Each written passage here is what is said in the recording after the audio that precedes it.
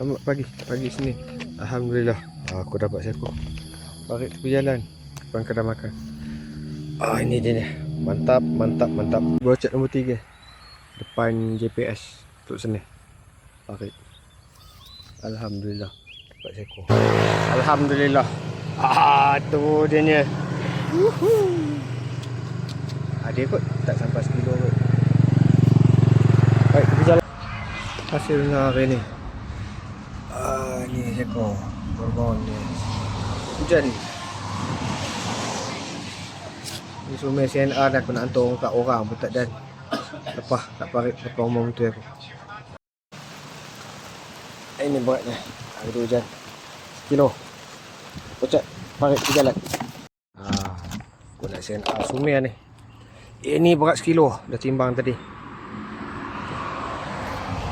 Aku jarang lepas buang yang sekilo ni. Biasa aku buang lepas ni, buang balik ni bawah sekilo.